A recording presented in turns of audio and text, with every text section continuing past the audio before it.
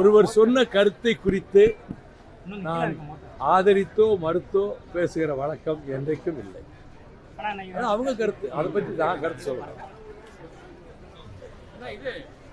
சமூக நீதி, மதச்சார்பின்மை, ஜனநாயகம், பெண்கள் பாதுகாப்பு,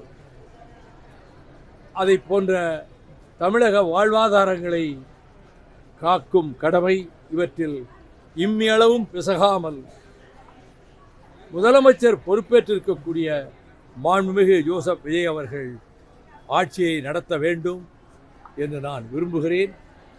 என் விருப்பத்தை அப்படித்தான் நான் தெரிவிக்கிறேன். இந்த PM ஸ்ரீ திட்டத்தையோ மும்மொழி திட்டத்தையோ முன்னைய அரசு சகோதரர் தளபதி ஸ்டாலின் அரசு ஏற்றுக்கொள்ளவில்லை.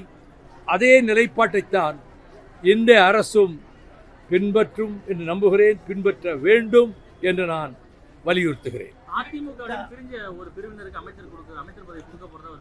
இதெல்லாம் யூகங்களுக்கு நான் பதில் சொல்லுவேன். நீட் தேர்வு நிரந்தரமாக ரத்து செய்யப்பட வேண்டும். அதை மீறி மத்திய அரசு அதை திணித்துக் கொண்டே வருகிறது. 22 லட்சம் மாணவர்கள் தயாரான நிலையில் கேள்வித்தாள் வெளியாகி அவர்கள் அனைவரும் மிகுந்த ஏமாற்றத்துக்கும் வருத்தத்துக்கும் ஆளாகிவிட்டார்கள்.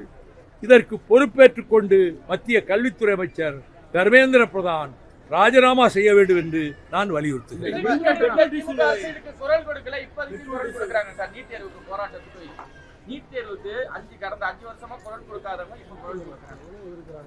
அது அவரவர்கள் விருப்பம். அது பற்றியெல்லாம் நான் கருத்து சொல்ல முடியாது.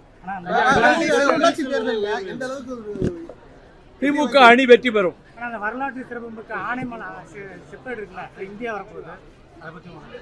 இந்த செப்பேடுகளுக்கெல்லாம் தொன்மையான செப்பேடுகள் இந்த சோழ மண்டலத்திலேயே இருக்கின்றன பல இடங்களில்.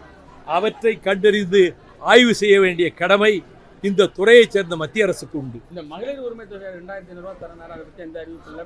மின் கட்டணம் 200 பட்ஜெட்டுக்கு பிறகு இது பற்றி சொல்லுவோம் என்று ஒரு அமைச்சர் சொல்லியிருக்கிறார். பொறுத்திருந்து பார்ப்போம். நன்றி.